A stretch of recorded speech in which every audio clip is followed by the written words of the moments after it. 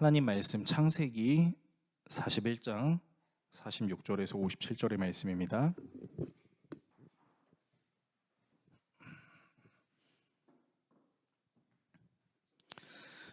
구약성경 63 내지는 64페이지에 있는 창세기 41장 46절에서 57절의 말씀을 한 절씩 교독하시고 마지막 절은 같이 읽도록 하겠습니다.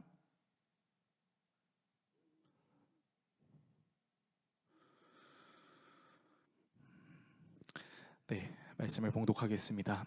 요셉이 애굽 왕 바로 앞에 설 때에 30세라. 그가 바로 앞을 떠나 애굽 온 땅을 순찰하니 7해 풍년에 토지 소출이 심히 많은지라. 요셉이 애굽 땅에 있는 그 7년 곡물을 거두어 각 성에 저장하되 각 성읍 주위에 밭에 곡물을 그 성읍 중에 쌓아둠에 쌓아둔 곡식이 바다 모래같이 심히 많아 세기를 그쳤으니 그 수가 한이 없음이었더라. 흉년이 들기 전에 요셉에게 두 아들이 나되 곧 온의 제사장 보디베라의 딸 아스낫이 그에게서 낳은지라. 요셉이 그의 장남의 이름을 므낫세라 하였으니 하나님이 내게 내 모든 고난과 내 아버지의 온 집을 이를 잊어버리게 하셨다 하미요. 차남의 이름을 에브라임이라 하였으니 하나님이 나를 내가 수고한 땅에서 번성하게 하셨다 함이었더라. 애굽 땅에 7해 풍년이 그치고 요셉의 말과 같이 7해 흉년이 들기 시작하매 각국에는 기근이 있으나 애굽 온 땅에는 먹을 것이 있더니 애굽 온 땅이 굶주림에 백성이 바로에게 부르짖어 양식을 구하는지라. 바로가 애굽 모든 백성에게 이르되 요셉에게 가서 그가 너희에게 이르는 대로 하라 하니라. 온 지면에 기근이 있음에 요셉이 모든 창고를 열고 애굽 백성에게 팔세. 애굽 땅에 기근이 심하며 각국 백성도 양식을 사려고 애굽으로 들어와 요셉에게 이르렀으니 기근이 온 세상에 심함이었더라. 아멘. 오늘 여러분과 함께 창세기 강의 58번째 시간 요셉의 신앙 고백이라는 주제로 하나님의 말씀 나누도록 하겠습니다. 목회자로 살아가면서 수많은 성도들의 간증을 들었습니다. 그리고 그 수많은 간증들을 들을 때면 정말 하나님께서 살아계시는구나, 하나님께서 정말로 사랑하시는구나, 하나님이 정말로 부족한 부분을 채워주시는 은혜가 분명히 있구나 라는 확신을 느끼기도 합니다. 그런데 그런 수많은 간증들을 들으면서 희망을 느끼기도 하지만 그 희망의 이면에는 왠지 모를 이유 모를 좀 찝찝함 내지는 아쉬움 같은 것도 있습니다. 저는 간증하는 성도님들의 삶에 하나님이 역사하셨다는 것 자체에는 절대 의심이 없습니다. 왜냐하면 하나님께서는 모든 사람들의 건강, 물질, 어려운 문제를 충분히 해결해 주실 수 있는 위대하신 하나님이시기 때문이죠. 그리고 성도들의 삶을 위해서 먹고 사는 문제와 건강의 문제, 한치 앞을 예측할 수 없는 미래의 문제에 대해서 하나님께서 자녀인 우리를 방관하지 않으시고 이 땅에 어떤 어려움을 만나더라도 잘 살아갈 수 있도록 하나님께서 도와주실 것을 믿습니다. 그리고 그렇게 기도합니다. 그리고 성도들을 위해서 그렇게 기도하는 것뿐만이 아니라 저 자신을 위해서도 기도합니다. 교회를 운영하는 것을 넘어서 사랑하는 우리 가족의 안녕과 앞으로 어떤 문제가 우리를 닥쳐올지 모르지만 그 문제 속에서 하나님을 온전히 신뢰함으로 모든 문제를 잘 극복할 수 있게 해달라라고 기도합니다. 대충 기도하지 않습니다. 정말 열심히 기도합니다. 왜냐하면 생존은 무시할 수 없는 우리의 가장 중요한 문제이기 때문이죠. 이런 목회자 개인조차도 먹고 사는 문제에 대해서 기도하지 않을 수 없음에도 불구하고 내가 하나님께 잘함으로 하나님께서 내게 복을 주셨다라고 말하는 사람들의 간증이 좀 아쉽게 들리는 이유가 있다면 그것은 하나님께서 똑같은 상황과 똑같은 환경처럼 보이는 사람들이 있을 때 모두에게 똑같은 형태로 은혜를 주시는 것은 아니기 때문입니다. 실제로 고등부를 사역하던 옛 시절에 제가 사역하던 그 학생들 중에서 준수한 성적을 가지고 있고 똑같은 대학교와 똑같은 학과를 목표로 하고 있는 두 고3 학생이 있었습니다. 이 학생들은 서로가 같은 학교와 같은 과를 목표로 하고 있었고 실제로 그 아이들이 다니고 있었던 학교도 똑같은 학교였고 실제로 내신 등급과 모의고사 성적도 비슷했어요. 그러니까 이대로만 한다면 이 두 학생들이 목표로 했던 것을 이룰 수 있을 것처럼 보였습니다. 그리고 그 친구들도 그것을 이루어 수 있게 해달라고 하나님께 간절히 기도했거든요. 고3이라고 예배를 대충 하지 않고 오히려 예배에 열심히 참여하고 열심히 봉사하고 서로를 격려하고 둘이 똑같은 좋은 결과를 하나님 맞이할 수 있게 해주세요. 그렇게 간절히 기도를 한 거예요. 그때 저는 막연하게 하나님께서 이 두 학생에게 좋은 결과를 주실 수 있을 것 같다라고 생각하고 정말 아무렇지도 않게 이 학생들에게 하나님께서 너희 둘에게 똑같은 결과를 꼭 내주실 거야 라고 함부로 말했습니다. 그리고 수능을 마치고 난 후 참혹한 결과가 나왔어요. 한 학생은 원하는 대학교 학과에 합격했습니다. 그렇지만 다른 한 학생은 불합격을 받게 된 거죠. 분명히 똑같이 기도하고 똑같이 꿈꾸고 똑같이 열심히 하고 똑같이 비슷한 성적을 가지고 있었음에도 불구하고 한 명은 정말로 하나님께서 역사하시는 것처럼 원하는 결과가 딱 나오는 은혜가 있었지만 다른 한 친구는 완전히 가혹한 느낌으로 원하는 결과를 받지 못했다라는 것이죠. 무엇이 문제였을까요? 그 두 친구들은 컨디션 관리도 제대로 했고 수험 직전 아무런 문제도 없었습니다. 심지어 같이 신앙생활을 열심히 했음에도 불구하고 한 친구에게는 하나님이 역사하시는 것 같은 결과가 나왔고 한 친구에게는 하나님이 전혀 역사하시지 않는 것 같은 이 결과가 나왔을 때 하나님께서 한 학생은 사랑하신다라고 말할 수 있고 한 학생은 사랑하지 않기에 이런 결과가 나왔다라고 제가 함부로 얘기할 수 있었겠습니까? 아니면 불합격을 맞이한 그 학생이 슬퍼하는데 그 학생에게 제가 혹시 너 대충 기도했니? 너는 저 친구보다 열심히 기도하지 않아서 그런 결과를 맞이한 것 같아 라고 제가 함부로 말할 수 있겠습니까? 하나님께 기도하고 최선을 다했더니 좋은 결과가 나왔다라는 이 사실이 누군가에게는 아주 훌륭한 간증거리가 될 수도 있겠지만 누군가에게는 그럼에도 불구하고 하나님이 나를 사랑하시지 않는 것 같아라는 저주처럼 느껴질 수 있기 때문에 저는 목사로서 하나님의 말씀을 증거하는 사람으로서 정말 죄송하지만 우리 성도들에게 좀 부탁드리고 싶은 것은 내가 하나님께 열심히 예배하고 열심히 기도하고 열심히 헌금하고 교회를 위해서 열심히 봉사했더니 하나님께서 내게 이런 복을 주셨어요 라는 이 간증이 공식화될 수는 없다라고 감히 말씀드릴 수 있을 것 같습니다. 많은 사람들이 하나님을 생각하며 버티고 견뎠더니 하나님께서 내 인생을 역전시켜 주셨다라고 생각할 수 있는 근거가 있다면 아마도 오늘 우리가 계속해서 묵상하고 있는 요셉의 삶 때문에 우리가 그렇게 느낄 수 있지 않을까라는 생각을 해볼 수 있을 것 같습니다. 요셉은 17세의 어린 나이에 그 인생이 완전 저 땅 밑바닥으로 추락했습니다. 그리고 13년간 종살이를 하다가 13년이 무색하게 단 한순간 반나절도 되지 않는 시간 만에 하나님께서 종의 신분에서 총리의 신분으로 완벽한 신분 상승을 이루어 주셨습니다. 그가 입는 옷, 그가 끼고 있는 반지, 걸고 있는 목걸이, 그리고 파라오의 병거에 버금가는 병거를 타는 모습을 상상한다면 우리는 요셉의 출세를 바라보며 하나님께서도 우리의 인생 속에 역전의 순간을 반드시 주실 거야 라고 우리가 생각할 수 있다라는 것이죠.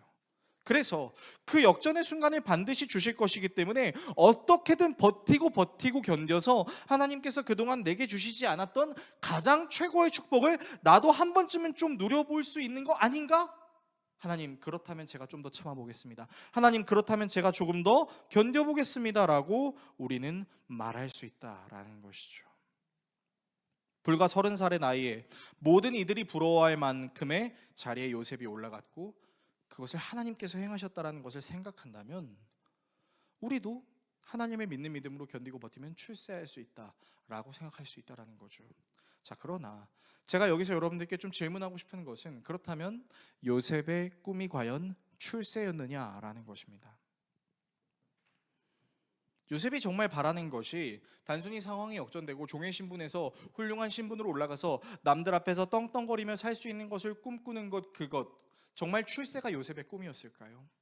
그의 꿈이 정말로 출세였다면 아마도 저는 좀 재밌는 상상을 해보게 되는데, 정말 요셉의 꿈이 출세였다면 그는 이후에 자신이 만나게 될 형제들에게 보복했을 겁니다.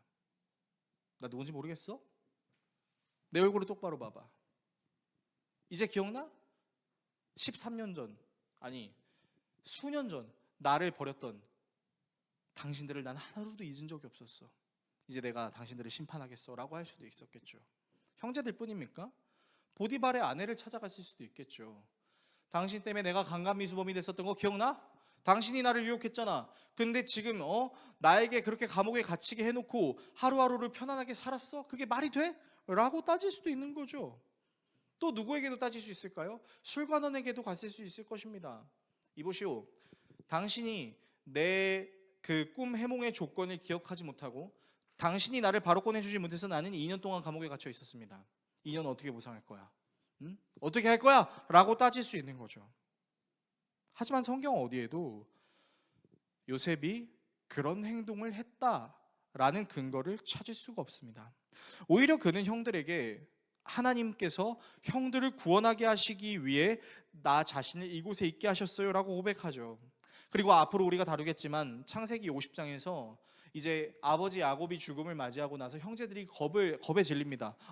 아버지가 이제 돌아가셨는데 요셉이 우리를 향한 분노를 사그라들지 못하고 우리를 보복하면 어떠지? 라고 걱정한 나머지 야곱의 유언을 하지도 않았던 유언을 거짓 유언으로 만들어서 요셉에게 말해요.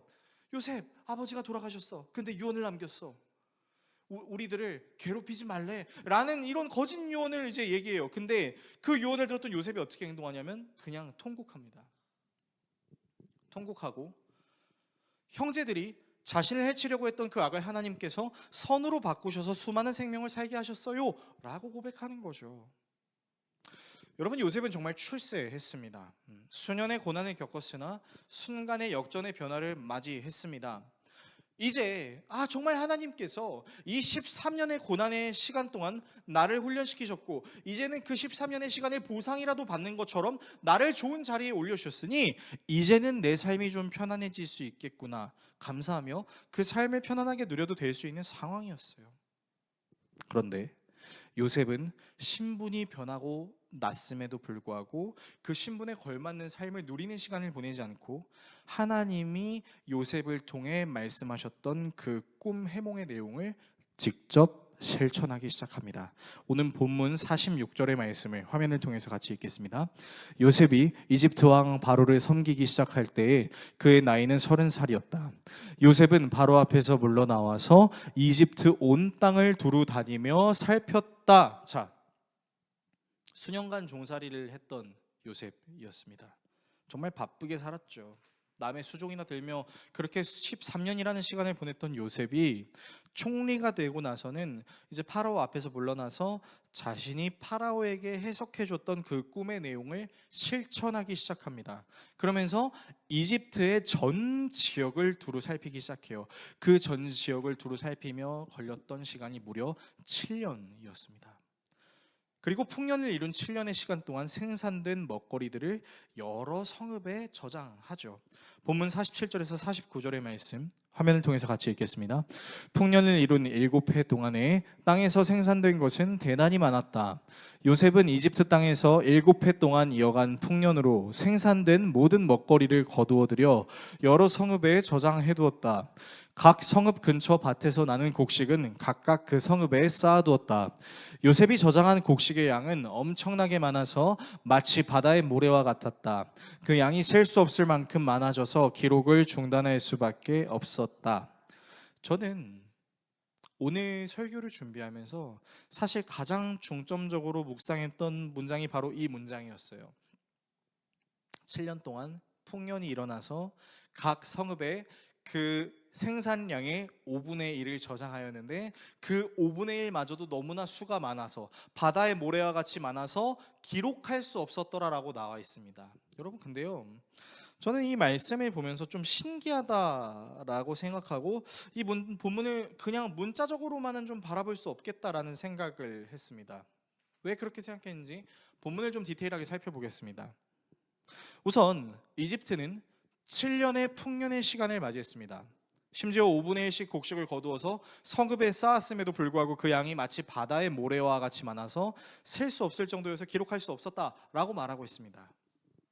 그런데 말입니다. 셀 수 없이 많았다면 그 성읍에 있는 창고들이 차고 넘치지 않았을까요? 그래서 그 곡식들을 또 이렇게 채우기 위해서 또 다른 그 창고들을 만들었겠죠. 그럼 도대체 얼마나 많았을까요? 또 다른 생각이 듭니다. 그 생각이 어떤 생각이냐면요. 여러분, 제가 허튼 소리 하는 걸 좀 싫어해서 목사이지만 상당히 현실적이고 상당히 실용적인 걸 좋아해서 제가 쌀의 유통기한을 한번 찾아봤어요. 아니, 7년 동안 쌀을 모아서 그 모은 쌀을 7년의 흉년 동안 나눠줬다라고 성경이 기록하고 있는데 그러면 곡식의 유통기한이 얼마나 될까 제가 궁금해서 이제 그 포털 사이트로 검색을 해봤습니다. 그랬더니 이제 잘 이렇게 일구어진 그 곡식, 그 쌀의 유통기한이 여러분 2년입니다. 유통기한은 식용 가능 기간이 아니죠. 정확하게 말하면 이제 왔다 갔다 할 수 있는 시간이 유통기한이니까 이제 좀 멀리 좀 더 이렇게 많이 생각해 보자면 한 1년 정도를 추가할 수 있을 것 같아요. 그러면 이 쌀을 보관하고 나서 식용이 가능한 기간은 3년인 거예요. 여러분 이해가 되십니까? 그때 당시에는 지금 우리가 사용하고 있는 그런 냉장고들이 있지 않았어요. 근데 냉장고에 쌀을 보관해도 유통기한이 2년, 식용이 가능한 기간이 3년입니다. 여러분 그럼 생각해 봅시다. 곡식이 쌓여 있었어요. 냉장고도 없었어요. 수많은 관리들을 통해서 그 관리를 했겠지만 상한 곡식이 없었을까요?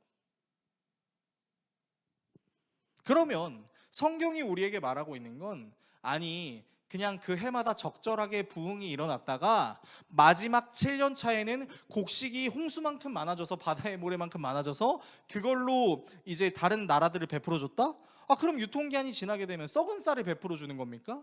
아니라는 거예요. 그러니까 여러분 제가 무엇을 말씀드리려고 하는지 이해가 되시나요? 모세가 창세기를 기록하면서 이 요셉 스토리를 집필할 때 7년 동안 하나님께서 풍족하게 해주시고 그 풍족하게 한 것으로 7년 동안 이집트 자국민들을 먹이는 행위와 더불어서 이집트 주변의 국가들의 흉년에 도움을 줄 수 있도록 이 곡식을 줬다라는 얘기는요, 사람의 힘으로 가능한 것이 아니다라는 것을 우리에게 깨닫게 해주는 것이죠. 우리는 계속해서 요셉 스토리를 보면서 매 사건마다 중점적으로 우리가 다루었던 포인트들이 있었습니다. 그것이 무엇이었냐면 요셉이 가정총무의 일을 잘할 수 있었던 이유가 무엇인가, 요셉이 술관원과 떡관원의 꿈을 해몽해 줄 수 있었던 이유가 무엇인가, 요셉이 파라오의 꿈을 해석해 줄 수 있었던 이유가 무엇인가였습니다. 그는 가정총무에 대한 일을 처음부터 배운 사람이 아니었습니다. 그는 감옥에 갇혀서 간수장의 재반 사무를 도울 수 있는 능력을 가진 사람이 아니었습니다. 그것을 경험해 본 적이 없었어요. 심지어 그는 꿈을 해몽할 수 있는 점성술을 공부한 사람들도 아니었습니다.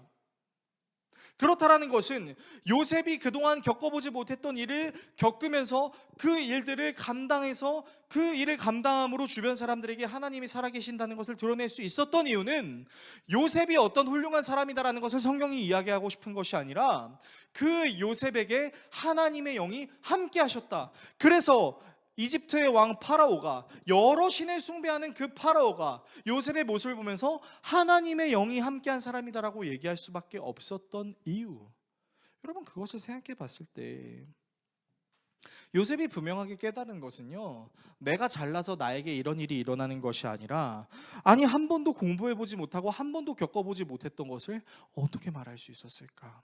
이거는 하나님이 내게 말씀하시지 않고서는 불가능한 것이다 라는 생각을 날마다 하는 것이죠. 그러면서도 하나님이 하시니까 나는 아무것도 안 해야지가 아니었어요. 하나님이 행하시니까 그 하나님 행하심을 믿는 믿음으로 내가 속해 있는 모든 부르신 상황과 환경 속에서 나는 내가 해야 될 최선의 노력을 해야 된다라는 것이 바로 요셉의 신앙이었던 것이죠. 그래서 요셉은 정말로 하나님이 살아계신다라는 그 시간을 13년이라는 종살이의 시간 동안, 그리고 종살이의 시간을 넘어서 애굽의 총리로 7년의 부흥을 겪고 7년의 흉년을 겪는 이 모든 시간 동안 모든 일을 행함에 있어서 하나님이 나를 통해 역사하신다는 것을 바로바로 깨닫게 되었다라는 것이죠. 그래서 요셉은 이렇게 형용할 수 없는, 이게 가능하나? 라고 말할 수 있는 상황을 겪고 난 뒤 하나님께서 주신 자녀의 이름을 이렇게 짓습니다. 오늘 본문 51절에서 52절의 말씀인데요, 화면을 통해서 같이 읽겠습니다. 요셉은 하나님이 나의 온갖 고난과 아버지 집 생각을 다 잊어버리게 하셨다 하면서 맏아들의 이름을 므낫세라고 지었다.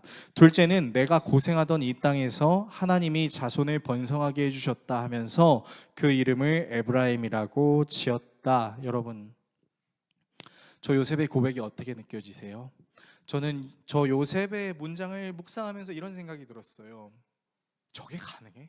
라는 생각이 들었습니다. 자, 왜 저게 가능해? 라는 생각이 들었는지를 좀 말씀드릴게요.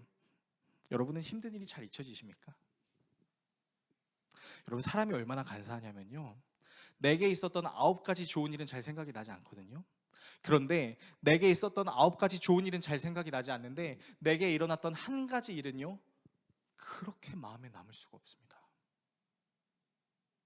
여러분, 목사도 마찬가지입니다.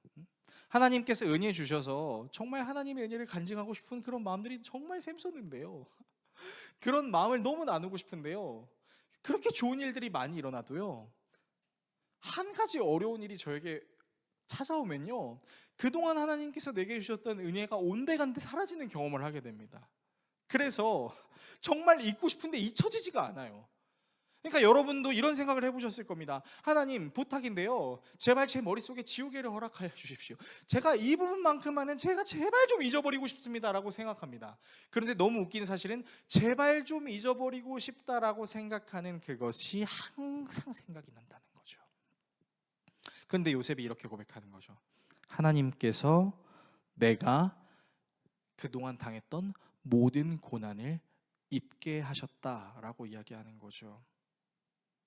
그리고 그 간증과 더불어 둘째 아들 에브라임의 이름을 통해서 하나님께서 내 모든 것을 풍족하게 하셨다라고 그렇게 고백하고 있습니다.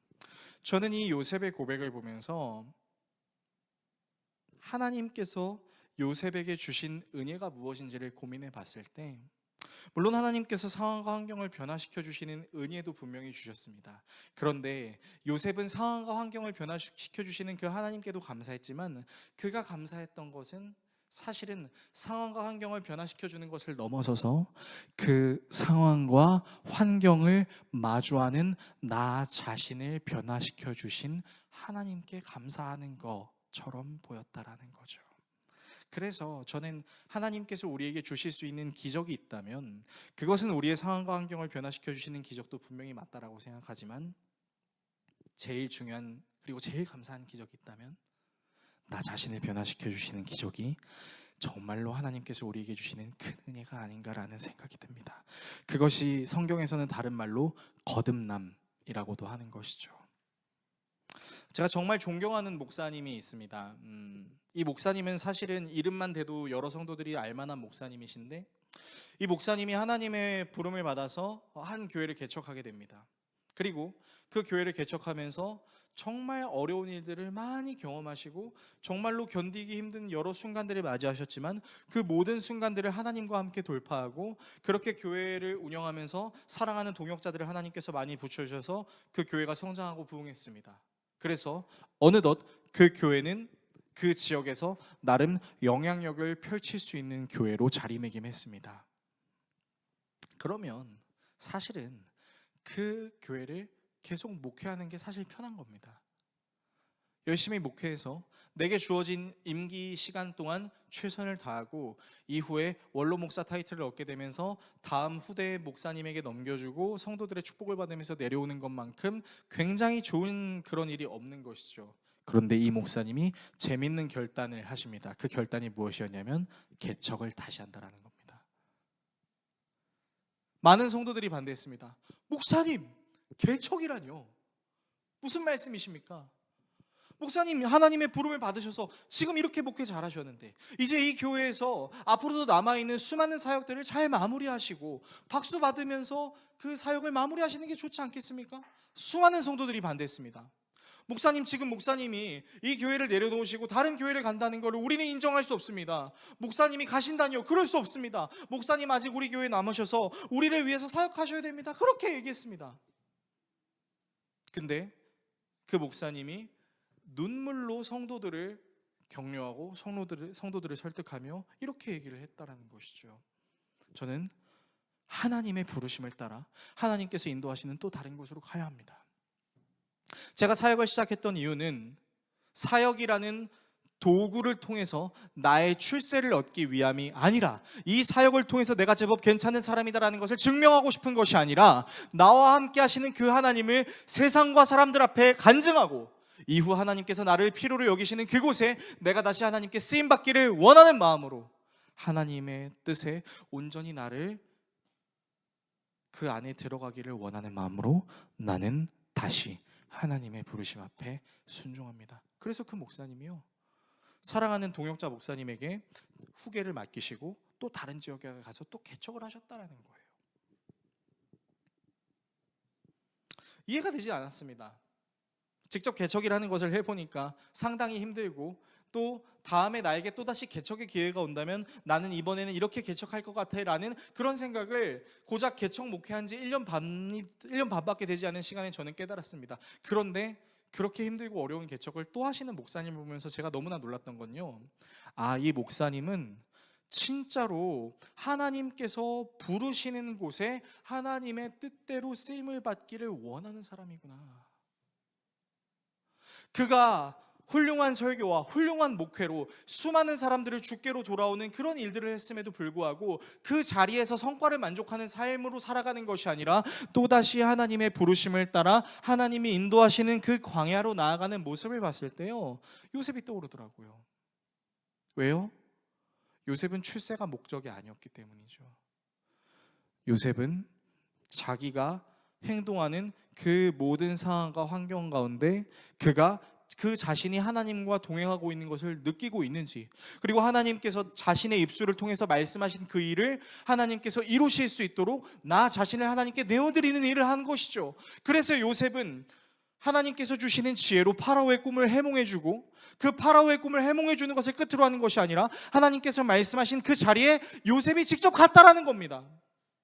총리로서 편안한 삶을 누릴 수 있고, 그동안 수많은 고생들을 했으니까 이제는 자기들의 부활을 시켜서 좀 편안한 삶을 누릴 수 있었음에도 불구하고 그는 하나님께서 자신을 통해 말씀하신 그것에 자기 자신을 내어드리는 삶을 살았다라는 거죠.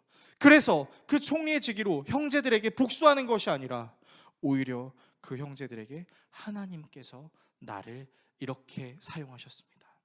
그리고 그 형제들을 미워하지 않을 수 있었던 이유는 므낫세의 이름의 뜻과 같이 하나님께서 이전에 나의 그 모든 고난을 잊게 하셨다. 에브라임의 고백과 같이 하나님께서 내게 모든 것을 풍족하게 누릴 수 있게 해주셨다. 그 고백은 나를 변화시켜 주시고 늘 나와 함께 하여 주시는 그 주님 한 분이면 나는 충분합니다라는 거룩한 고백이 요셉에게 있었고, 하나님은 그 거룩한 요셉의 고백을 통하여서 이스라엘 민족이 이집트에서 근간을 만들게 하시고 이스라엘이 국가라는 한 단위로 성장하였을 그때 다시 하나님께서 약속하신 가나안 땅으로 빼주시는 그런 역할을 하는 것이죠. 그래서 우리는 요셉의 출세, 요셉의 극적인 변화를 통하여서 우리가 버티고 견디면 하나님께서 우리의 상황과 환경을 바꿔주세요 라고 말할 수도 있겠지만, 그것만에 초점을 맞추는 것이 아니라 요셉이 출세에 목을 매지 않았고 그가 모든 상황에서 하나님과 함께했던 것을 우리가 생각한다면, 우리에게 주실 수 있는 하나님의 가장 최고의 기적은 상황과 환경을 변화시키는 기적을 넘어서서 나라는 사람을 완전히 하나님의 사람으로 바꿔주시는 그 은혜가 하나님께서 내게 주실 수 있는 가장 최고의 은혜가 아닐까라고 고백할 수 있다라는 점입니다. 그래서 사랑하는 성도 여러분들에게 권면합니다. 여러분, 여러분의 상황과 환경을 하나님께서 역전시켜 주시는 거 저 또한 열심히 기도하고 바랍니다. 그리고 그것을 넘어서서 하나님이 여러분을 완전히 변화시켜 주시는 놀라운 역사가 있으시기를 예수 그리스도의 이름으로 축복합니다. 설교를 정리하겠습니다. 그래서 그 하나님께서 우리를 전 인격적으로 변화시켜 주시기 위해 우리에게 주시는 은혜가 있었습니다. 그 은혜는요, 자기가 짓지 않은 죄임에도 불구하고 자기가 그 죄를 대신 자기에게 상달시키시고 그 죄의 값을 직접 치르심으로 완전히 하나님과의 관계가 단절되었던 우리에게 다시 하나님을 향해 담대히 나아갈 수 있는 기회로 회복시켜 주신 은혜입니다. 우리는 그 은혜를 가리켜 예수 그리스도의 십자가와 부활이라고 이야기합니다. 우리는 이 예수 그리스도의 십자가와 부활을 믿는 믿음으로 하나님께 나아가게 될 때 우리에게 일어나는 은혜가 있다라면 그것은 우리가 새로운 피조물이 되는 것입니다. 그래서 사도 바울은 고린도 교회 성도들에게 이렇게 얘기했죠. 이전 것은 지나갔으니 보라 새 것이 되었도다 라는 것입니다. 여기서 이 새 것이라는 것은 단순히 헐거워진 부분을 다른 것으로 교체하거나 새 실로 깁는 수준이 아니라 완전히 새로운 것으로 바꿔준다라는 거죠. 그렇다는 것은 하나님의 은혜가 우리가 적용되는 게 어떤 거예요? 상황과 환경을 변화시켜 주시는 은혜를 넘어서서 우리 자신을 전 인격적으로 변화시켜 주시는 하나님의 은혜가 있다라는 것입니다. 그래서 우리가 착각하지 말아야 될 것은요, 우리는 우리가 인내하는 것이 아니라 우리를 인내하게 하시는 그 하나님을 발견할 수 있다라는 게 상당히 중요하다라는 겁니다. 그래서 많은 성도들이 공통적으로 고백하는 것이 있다면 더 이상 내가 참을 수 없다라고 생각하는 그때, 도저히 나는 안 되겠어, 나는 절대 할 수 없어 라고 하는 그 순간에 나를 참게 하시고 나를 견디게 하셨던 하나님의 은혜가 있었다라는 것이죠. 그래서 우리는 믿음에 대해서도 이렇게 이야기할 수 있을 것 같아요. 내가 열심히 하나님께 부르짖었더니 하나님께서 나에게 믿음을 주셨다라고 해석할 수도 있겠지만, 다른 말로는 나의 믿음 없음을 하나님께서 은혜로 나에게 하나님을 믿을 수 있는 은혜를 주셨다라고 고백할 수 있는 것이죠. 저는 이 은혜가 요셉과 함께 했다라고 확신합니다. 왜요? 그는 도저히 감사할 수 있는 환경이 아니었거든요. 우리가 항상 느끼지 않습니까? 와, 요셉 정말 대단하다. 요셉이 경험한 하나님 나도 경험하고 싶다. 그러면 여러분도 요셉과 같은 삶을 사시겠습니까? 라고 이야기한다면 우리는 모두 요셉과 같은 삶을 살지 않으려고 할 겁니다. 솔직히 싫습니다. 요셉처럼 살기 싫어요. 좀 덜 어렵고 조금 더 편안한 상태로 그렇게 하나님을 경험하고 싶은 게 우리 마음일 것입니다. 그러나 하나님께서는 오늘 우리에게 요셉을 통해 이렇게 말씀하십니다. 내가 너에게 주는 은혜는 너 자신을 완전히 변화시켜주는 그런 은혜다라는 것임을 말입니다. 그래서 우리가 완전히 변화되게 되면 주어지는 은혜가 무엇일까요? 상황과 환경을 바라보는 우리의 시선이 달라집니다. 더 이상 인내하는 것을 나 스스로만 인내한다고 생각하지 않습니다. 하나님이 나를 인내하게 하신다라고 생각합니다. 그리고 선한 결과가 나타났을 때 우리는 그것을 가리켜서 하나님의 영광이 드러났다라고 고백할 수 있게 되는 것이죠. 저는 므낫세와 에브라임을 통해 하나님께 자신의 신앙을 고백했던 그 요셉의 신앙 고백과 같이 우리가 하나님 앞에 날마다 이렇게 고백해야 될 것 같습니다. 나를 예수 그리스도의 보혈의 피로 모든 죄를 씻어주시고 전 인격적으로 변화시켜 주신 그 주님의 은혜로 나는 주님을 믿을 수 있습니다. 나는 그 주님의 은혜로 견딜 수 있습니다. 나는 그 주님의 은혜로 합력하여 선을 이루시는 그 주님의 은혜를 경험할 수 있습니다. 내가 간증할 것은 예수 그리스도의 십자가와 부활, 나와 늘 함께 하시는 임마누엘 하나님뿐입니다 라는 고백 말입니다. 저는 이 간증이 매 순간 여러분들의 삶에 나타났으면 좋겠습니다. 단순히 좋은 순간에만 내가 이렇게 하나님을 열심히 믿고 견뎠더니 좋은 일이 나에게 일어났어요 라는 것이 아니라, 나의 이런 상황에도 하나님은 나와 함께 하셨음을 나는 의심하지 않습니다. 나의 이런 상황에도 하나님은 나를 사랑하셨다라는 것을 믿어 의심치 않습니다. 내가 힘들고 어려운 이 모든 상황과 순간은 하나님께서 나를 사랑하셔서 나에게 세워놓으신 계획이라고 믿고 싶어요 하나님이라고 고백할 수 있는 여러분들이 되셨으면 좋겠습니다. 그래서 가장 높은 자리에 올라갔음에도 불구하고 자신의 자리를 자랑하는 것이 아니라 하나님의 영광을 자랑했던 요셉의 신앙 고백과 같이 모든 상황과 모든 환경 속에서 부르신 그 자리에서 하나님의 영광을 온전히 드러내기를 소망하는 그 신앙 고백으로 주님께 나아갈 수 있는 저와 여러분 모두가 될 수 있기를 예수 그리스도의 이름으로 축원합니다.